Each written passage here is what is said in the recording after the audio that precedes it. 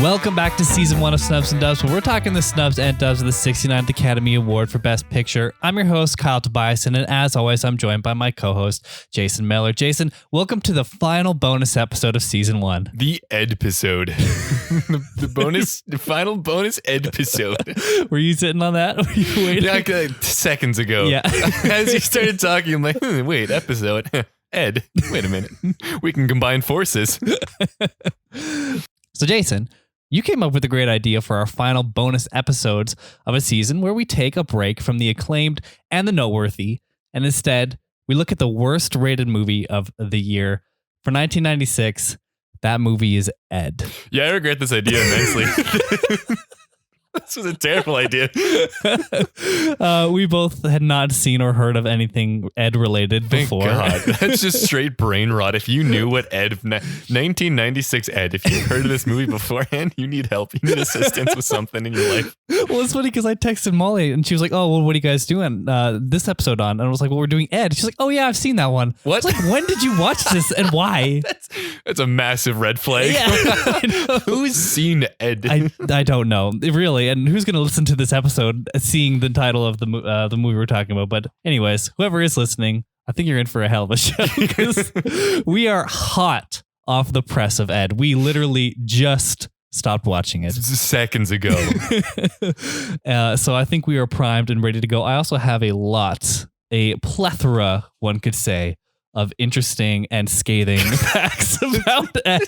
Are any complimentary to the little chimp? No. Okay, good. Actually, one here. I got one thing to say. Just get out of the way. This movie was pre-Air Bud. Really? Yes. That is actually a pretty big credit to this, because if this tried to emulate Air Bud, that's even worse. I got hard facts here. Air Bud came out a year later, 1997. While there were some animal sports movies before Ed, the last one, to my research, was 16 years before Ed. Oh. It is entirely possible, and maybe even reasonable to claim, that Ed kicked off the animal sports movie trend of the late 90s and early 2000s. I have completely changed my mind on this movie. It is a trailblazer that has brought us nothing but gold. Thank you, Ed. You were brave where other movies fell apart. You paved the way for Air Bud to be a movie.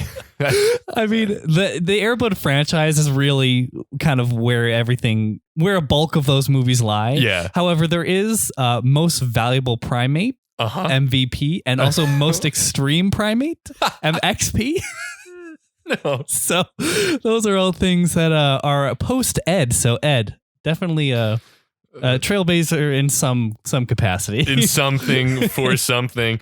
History will decide if this was a good idea or not. And right now it's not looking great. It's not looking positive. If you were interested in Ed, for some reason, I've included the links to the physical media related to it in the show notes. If you buy through that link, don't do it. But if you do, it'll help out our show in the process. Or if you have any other Amazon shopping to do, we got a general link down there. Help out the show. Mind you, this is going to be a spoiler-filled conversation. So if you haven't seen Ed, don't. And then listen to this episode. But without further ado, we're going to get into it. Jack Cooper could be a world-class baseball pitcher if he didn't keep buckling under the pressure. He tries to keep his spirits up after he's traded to a minor league team, but loses all hope when he discovers that Ed, one of his teammates, is a chimp. Ed used to be the team mascot, but was promoted to third base when the owners realized that he had a talent for baseball. As Jack struggles to get used to his new surroundings, Ed helps him regain his confidence on and off the field. Ed is directed by Bill Couturié, a director prior to Ed, and ever since Ed has only directed documentaries or documentary TV. Good call. Sometimes you need to know when a field's not for you. It was written by David Mikey Evans with story by Ken Richards and Janice Sircone. David Mikey Evans was also the writer and director of The Sandlot. I'm glad. Well, there's another good thing that has come from Ed. It's like a passable movie. Yeah. Evans also directed another movie in 1996 called First Kid, starring last bonus episode's co-star Sinbad as the president. This is a gold mine. Evans went on to have a decently active career that included such hits as Barely Legal and Ace Ventura: Pet Detective Jr. He is still working, unlike the 2 story by credits who have not had a credit to their name since. Oh no.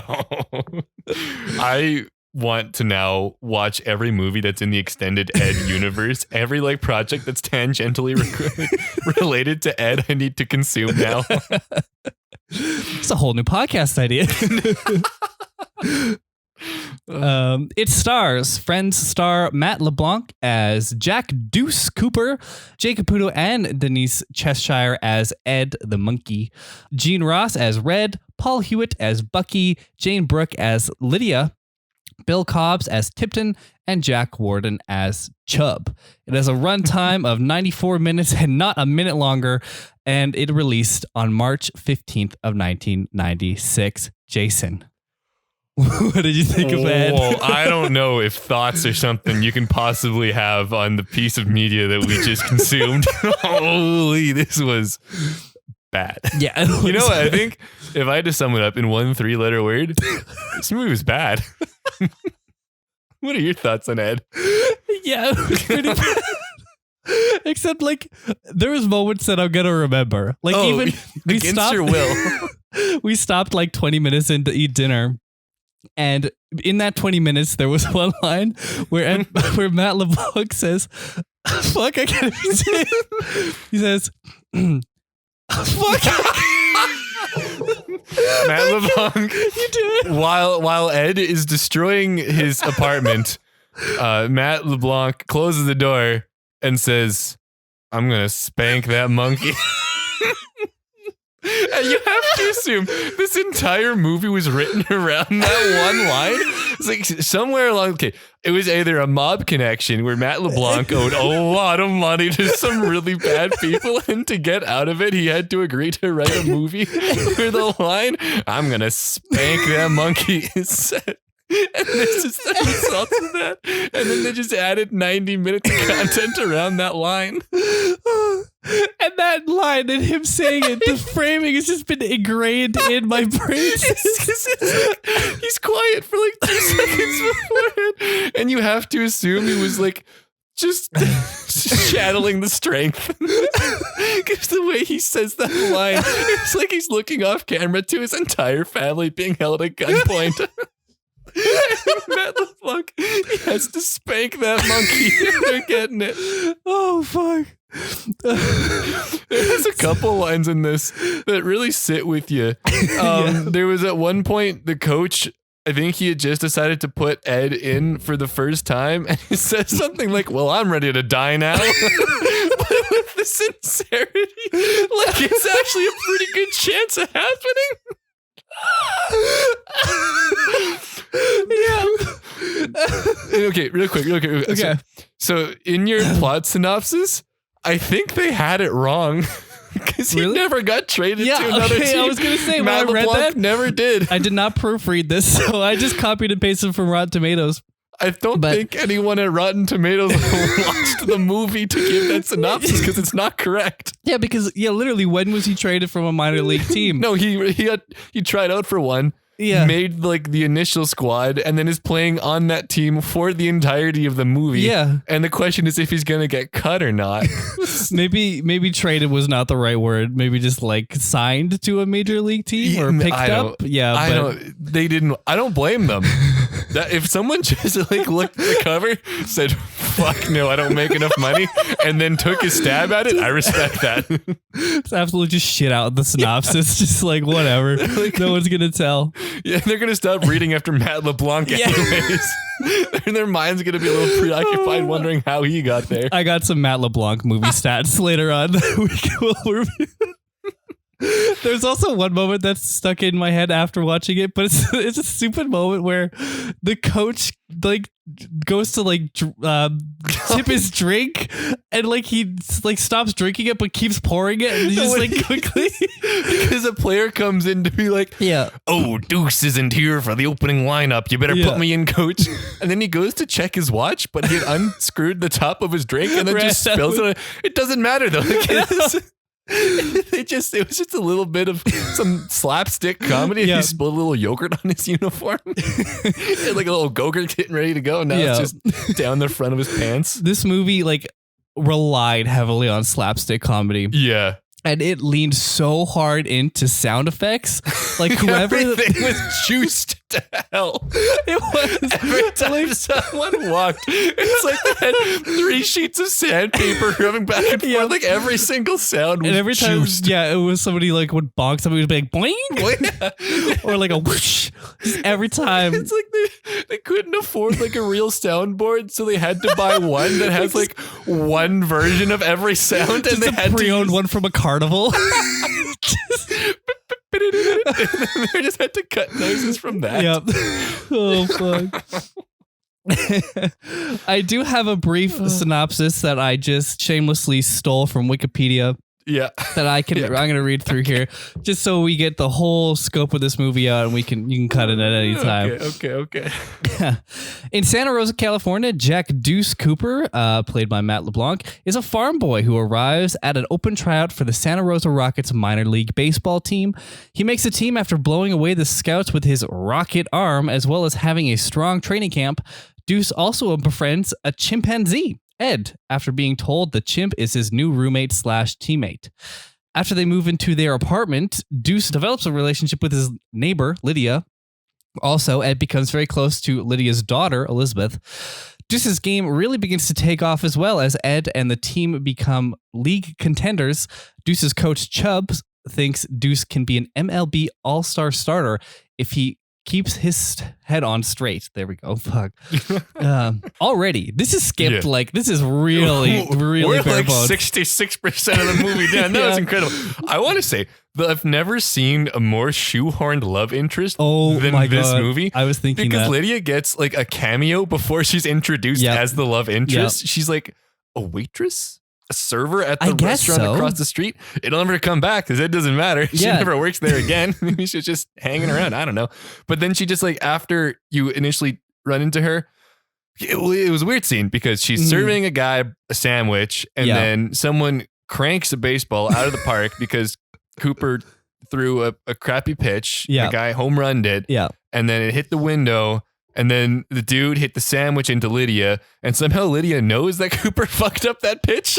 Like everyone knows that he just softballed one to the guy. And then she's like, oh yeah, that's aces. That's deuces for you. And then she's just madly in love with him. Yeah. I think she takes pity on him.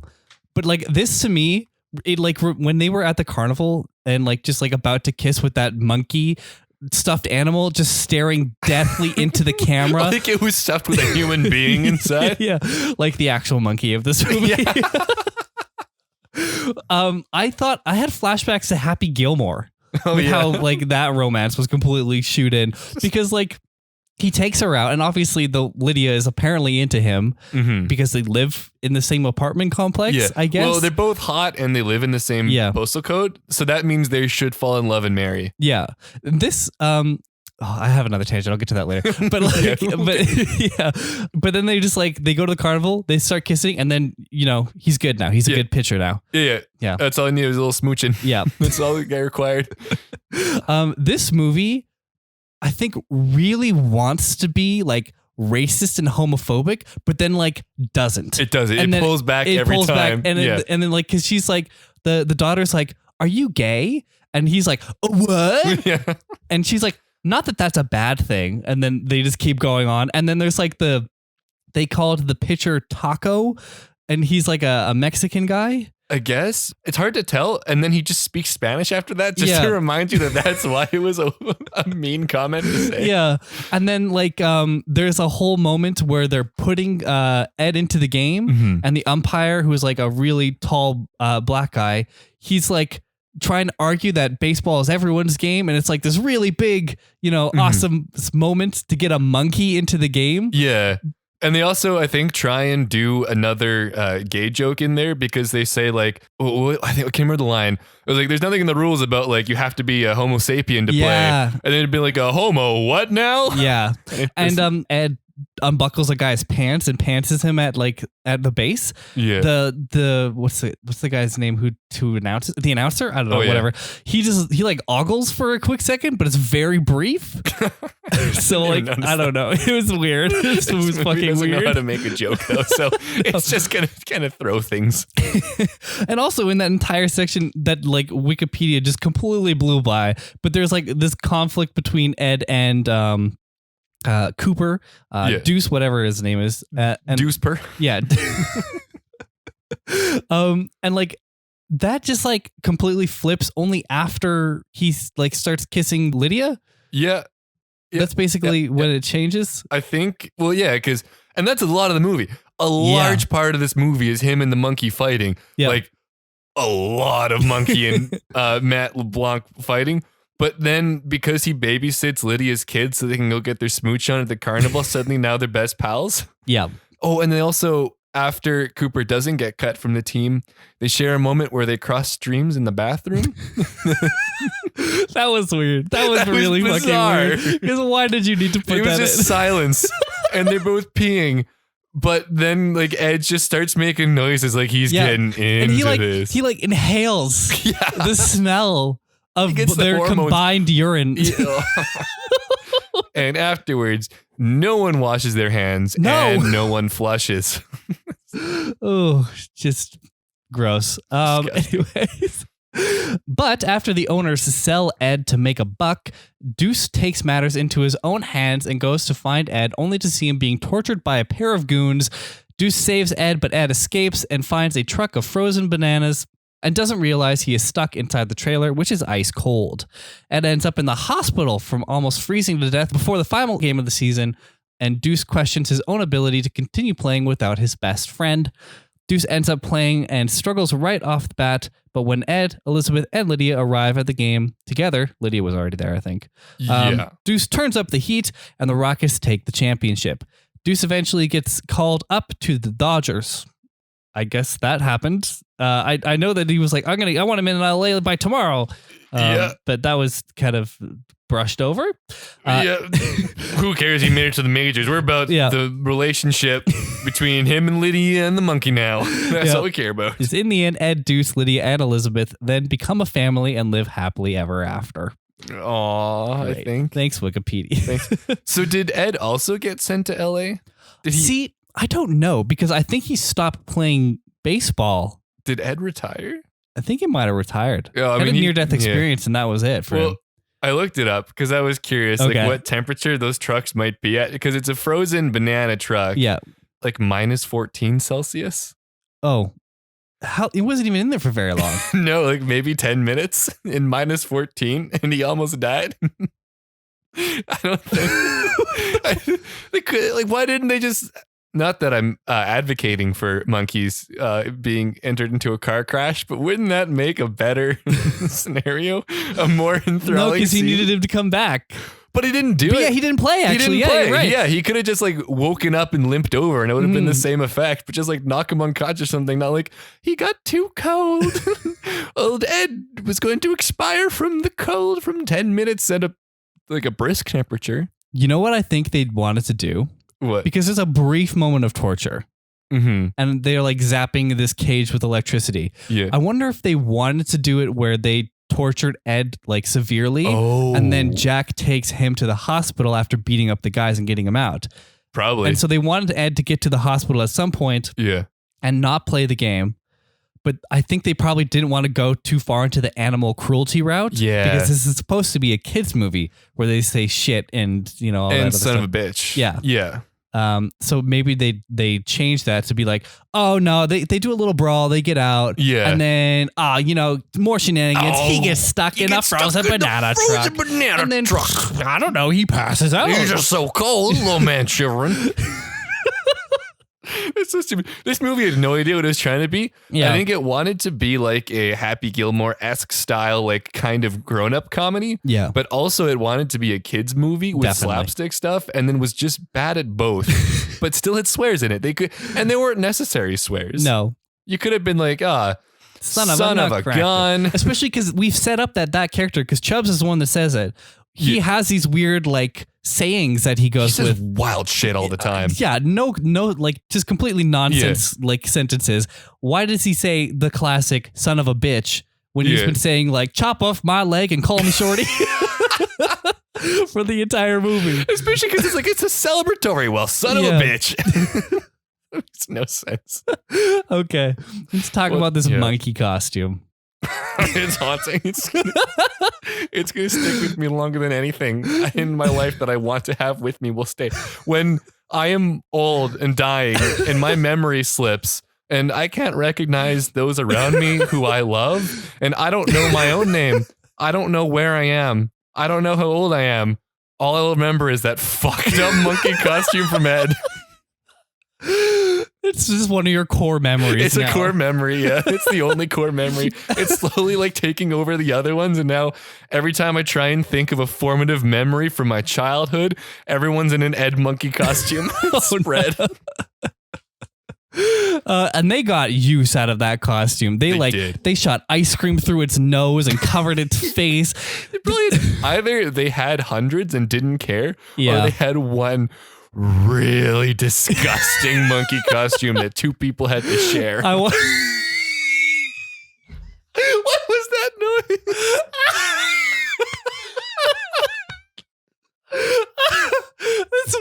Because that's what I imagine, is that there's one monkey costume and they're just shooting dairy products.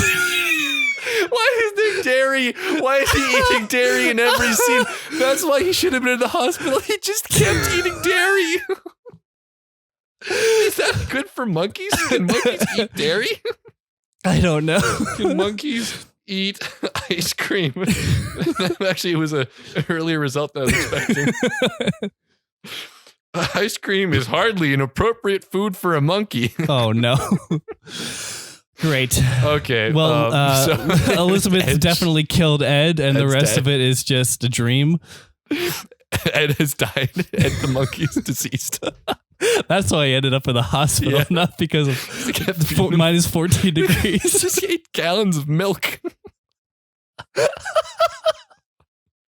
Also, why was Cooper on a farm at the start of the movie? He never went back. He lived in an apartment after that for no reason. And like, was he supposed to have a family? Because he left his dog. Yeah. So did he have a family and that was his family dog? Or did he just leave the dog there completely alone? Why didn't he just start the movie? Oh, no, he did have a family. He did have a family. Yeah. I'm remembering now. He had a family. He had a mom who killed his favorite pig. Killed his favorite. And a dad who's like, well, if you're not going to eat the pig, I will. And then they're gone. And then they're dead. That's it. Yeah. Completely forgotten. What's the aunt and uncle's name from Star Wars? Uncle Owen and Aunt Beru. Right. They were his Uncle Owen and Aunt Beru. They're in one scene and then just dead. Yeah. We don't worry about them anymore. And like they could have been part of it too, because they send him a shoe, like a horseshoe. Yeah. And like they should have shown up to maybe some games. Nah. Especially in the championship, because then like, oh, everyone's here. Oh, my whole family. They even brought my favorite pig back from the dead. And there's my dog Speed.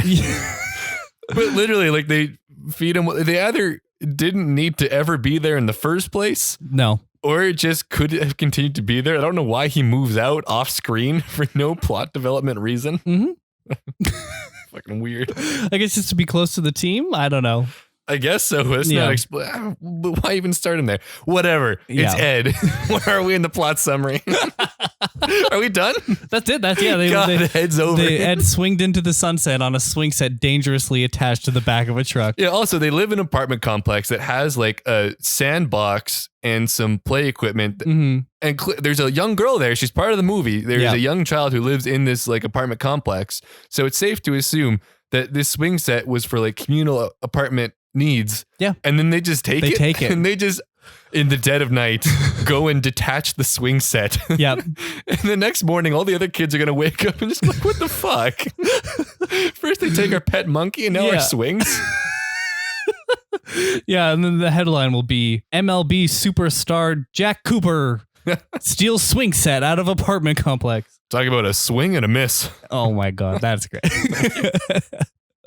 The sandbox you mentioned, I just thought he literally tells Ed to go like pee and poop in the sandbox. Oh yeah. That is a communal sandbox at an apartment complex where there is children present, at least one child present. At least, well, everyone's peeing and pooping in the communal sandbox. That's just the toilet destination. This movie loved farts so my much. God. It loved burps. It loved burps and farts. It was like just like every bit of gross type humor that you could throw in there. They had a toupee joke, like just the classic shit. Like 6 or 7 times of the same toupee. Yeah.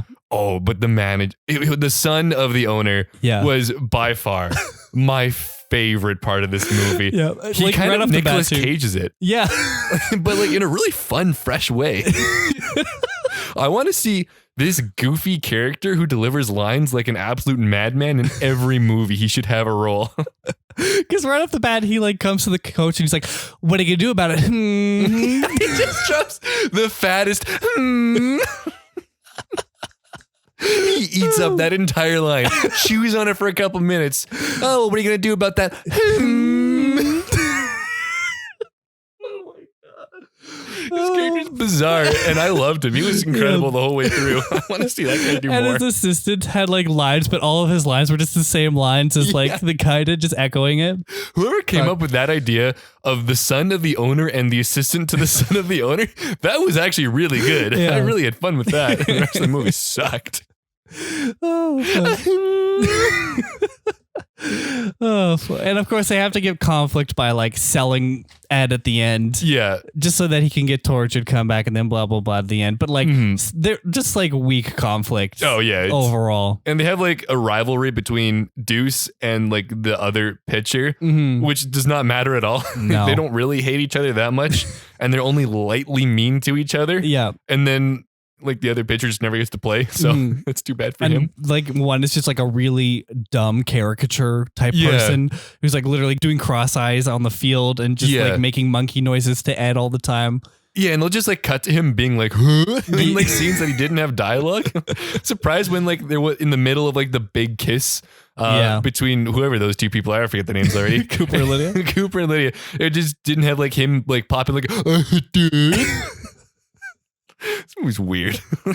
They loved randomly cutting to stuff. Like there's one scene where Ed jumps out a window while Deuce is warming up his swing, and he jumps from the window to the swing set, and it just like cuts to like Matt LeBlanc's face, like smash cut to him, like whoa, like Ed's about to like slam into him, but then he just like lands like 20 feet away. And the one when Ed kicks down the door to get back inside after he eats Cooper's dinner, and then he kicks him out. He kicks down the door, and it cuts to Matt LeBlanc looking through his legs upside down. Over. Why did he just like completely just fucking like over like 180 degree upwards downwards to look underneath his legs to see Ed coming through?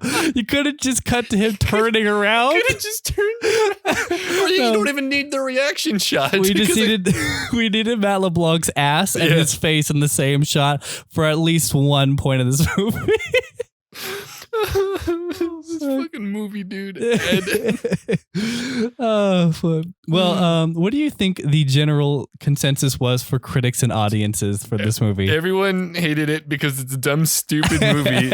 Well, I already know Rotten Tomatoes that the critics gave it a 0. Yes. A perfect 0. The reverse Paddington. Well, formerly.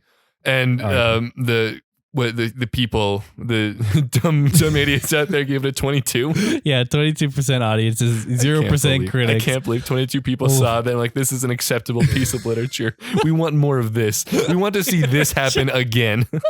It's so funny, like watching this type of movie and like fucking what else have we watched that's been like Fargo, you know, or like Bound in the same year, because like you look at it and you're like, these are both movies. Yes, these are equal.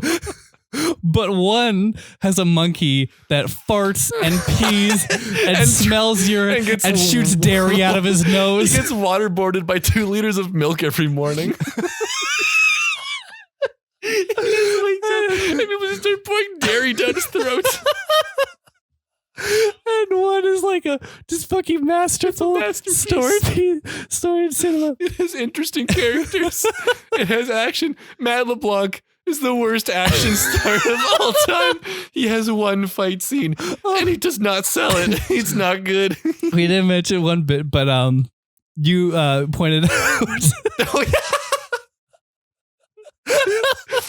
So, go for it. Okay. In the early parts of the movie, when Matt LeBlanc is pitching for the team in like a practice or something like that, I think this was after the audition. Yeah. He's just kind of throwing things. Oh, this is right after Ed comes in. They're all having a great time with Ed. He goes back to practice some throws to the catcher. And they have the coach kind of in the way of the catcher in the frame, and Matt LeBlanc's just in the background throwing balls. So, like, you can't see where the throws are going. But then he proceeds to make one of the worst pitches that had ever been recorded in cinema history. And this ball goes so high and wide that you see it appear over the coach's shoulder, because even though he takes up a third of the screen, it wasn't enough. Like, this thing had to have been a good 7 feet diagonally away from the catchers. Yeah. I want to see Matt LeBlanc do a ceremonial pitch. Just see what this guy's got, because that was a howitzer into like a different stadium. Fuck! Oh my god! Oh Jesus! Oh, my face hurts already. This movie, dude. Ed. Well, obviously with a 0%, this is Matt LeBlanc's lowest rated film. I hope so. However, he doesn't have a great track record when it comes to movies. His highest rated movie, at least on Rotten Tomatoes, is the 2000s movie Charlie's Angels, and that has a 69%. Yeah, I don't remember that one being loved. The drop-off is steep and very rapid. His second highest is Charlie's Angels 2 Full Throttle at a 42%. Oh no. His third highest is Lovesick with 29%. Oh, that can't be a top 3, Matt LeBlanc. You can't. No. His fourth is 28% for Lost in Space. No. His fifth is All the Queen's Men with 7%. No, you can't have 2 sub-10s. His sixth movie is Ed at 0%. These ones? Well, I know Charlie's Angels. I'm assuming that was after Ed, right? Yeah, 2000. Yeah. So actually, I think a lot of these were after Ed. I can't believe he did Ed and kept going. I know. Because this was mid Friends. Yep. Stick to TV. You were doing good work. Yep. People loved you in Friends. Now you're... There's a Friends episode in this movie. Yeah, that's kind of silly. Yeah. And it's also the one where they have like that monkey causing havoc, which is maybe the basis for this movie. Whoa. Maybe Matt LeBlanc was on the set of Friends with the monkey. He's like, yeah, baseball's good we too. We can do this. Yeah. That's a good movie here. Yeah, let's do that. IMDb is a 2.7. That's high. Metacritic is a 25. That's high. Okay, so I actually kind of went in here in terms of the box office. I went in and found some hard facts courtesy of thenumbers.com. On a budget of $24 million. Stop. No. Dude, you meant 2.4, right? No, you meant that was $2.4 million, right? $24 million. Was it all lost in dairy? Or maybe popcorn, because there was like a set where popcorn was just coming out of a microwave, just completely unrealistically. Oh, fuck. $24 million. $24 million. This blows Bottles Rockets' budget of like, how did they do that with that much money? Yeah. $24 million. Yeah. To lay this stinker. There's 7 actors in this movie. I know. And like 2 of them have dialogue. How do you spend $24 million? Did they buy the stadium? Did they buy the LA Dodgers? Did they buy the Angels too to make this happen? What? It only made $3.9 million. Even that's incredible. That's still a blessing they were able to recoup that. $24 million to make this. Unreal. What? That landed it at 159th place in the domestic box office that year. It made just under half, 48.3%, of its worldwide gross in its opening weekend. Meaning the word of mouth was quite bad. And no one went back. I actually have the week by week because it was only in theaters for 3 weekends. Opening weekend in 1,541 theaters, it opened at number 8 to $1.9 million, which was only a $1,200 per theater average. Oh my God. Is that even like one auditorium sold out? Is that like one full showing? Well, it opened in 1,500 theaters. Jesus. And only made $1,200 per theater. I'm willing to bet a good chunk of those theaters never sold an Ed ticket. Yeah. Second weekend, it fell to 16th place. Oh no. With $1,052,695. That was a negative 45% drop. Yet it was still showing in more theaters. No. It was originally 1,541. Now it's 1,583. They added more. That's more theaters showing it than people who saw it. It had a per theater average of $665. That's not even a full showing. I know. That's not one sold out show's worth of people. Everyone who saw this movie could have watched it on their own.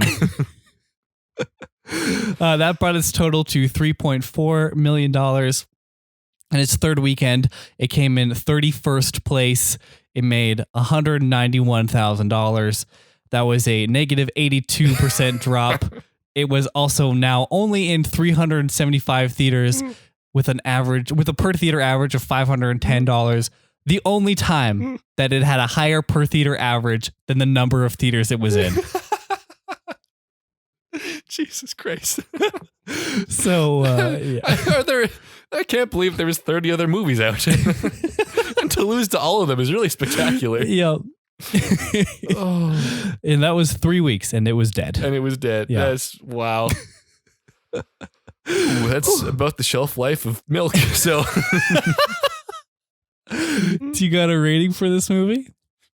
no. This movie fucking sucks. Out of 0. I don't care what it said. Yeah, It gets a 0. Yeah. No. Maybe a 1 for the. It gets a 1 because of the manager. Yeah, Because of the owner's son. That's what I was thinking. It gets a 1. So, all right, I got some letterbox stuff.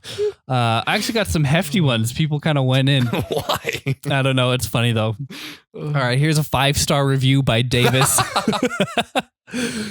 I watched 10 minutes of this film and I now consider it a masterpiece. Here's a rundown of what I saw. Matt LeBlanc gets drunk and an animatronic ape drives him around in a big truck. Matt LeBlanc and the chimp piss together in a toilet and the ape farts. The chimp farts in bed and wakes them both up. The chimp eats ice cream with a girl, laughs so hard that the ice cream shoots out of the ape's nose, and then farts again. That was so much of this movie. I have to say, though, Davis, I'm going to expose you because that was not 10 minutes of this movie. That was the whole movie. No, yeah, you watched every scene, Dave. Why are you being proud right now? Stop. I got another 5-star by Sawyer. This is so misleading to the good people of Letterboxd. It's a quote, IMDb Parents Guide, violent and disturbing scenes. Quote, Ed and neighbor girl Bart. I don't know why I'm reading this while you're saying it, because now I'm going to laugh too early. A quote, Ed and neighbor girl.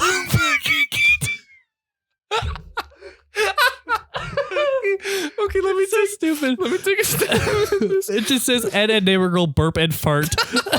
That's in the parental guide for the IMDb. Truly a moving masterpiece of cinema. Ed and neighbor girl burp and fart. Oh, fuck. Ed and neighbor girl to consume too much fucking dairy. Oh, God. I want that tattooed somewhere on my body. If anyone, the first person to share this episode and tag me decides where on my body I get tattooed Ed and neighbor girl burp and fart. Oh, my fucking God. If even one person, you tell me where. And I'll have Ed and neighbor girl burp and fart on me.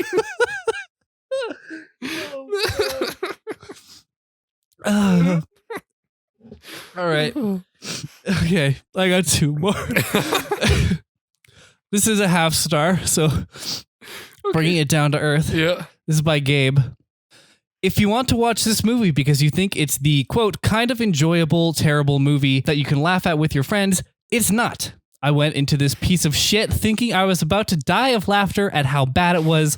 I was wrong. This movie is somehow so terrible. Instead of laughing my ass off, I just got pissed that this movie was greenlit and in a pissy mood for about a week. Fuck Matt LeBlanc, fuck Bill Cobbs, and fuck Bill Couturié.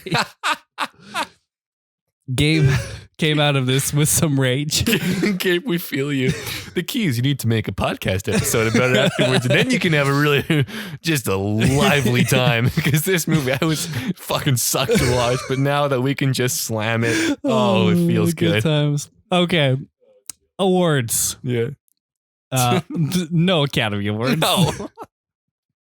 However, it was nominated for a few Razzie Awards. Oh. It was nominated for Worst Picture. Deserved. Worst Screen Couple. Yes. For Matt LeBlanc and Ed the Mechanical Monkey. Wait, no. That's not even the worst pairing in this.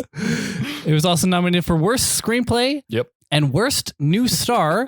This Worst New Star, though, was shared between Jennifer Aniston, Lisa Kudrow, Matt LeBlanc, and David Schwimmer for Ed, She's the One, Mother, and the pallbearer for the Friends cast members turned movie star wannabes. Oh, yeah, that could have. That's spicy. I don't know any of these movies, so I can assume they all sucked. It lost all of these awards to Striptease. Oh, we should have watched Striptease. Yeah, I when I looked at this, I was like, what the fuck? Like, Yeah. How are we talking about Ed when the worst movie of the year was clearly Striptease? It got swept by Striptease. Yeah, I don't know why. What does Striptease get for like Rotten Tomatoes? I think it still has like a 20% or something. Oh, okay, yeah. I kind of looked at it afterwards because I was curious. Mm-hmm. Are you pulling up the hard It facts was there? got a 13% on Rotten Tomatoes, which is still 13% higher than Ed. However, the audience score is basically the same at 24. Interesting. Which movie also sucks. How long was it? 1 hour 55. Oh, wow. I don't know where I saw the 62 minutes. Yeah, Jesus Christ. I'm not sitting through 2 hours of a worse movie. Maybe that's why it lost all of these awards to Striptease, because at least it was 92 minutes. Yeah. Whereas that one was 155. You're not in pain for too long. Any of those Razzie Awards or lack of other awards surprise you?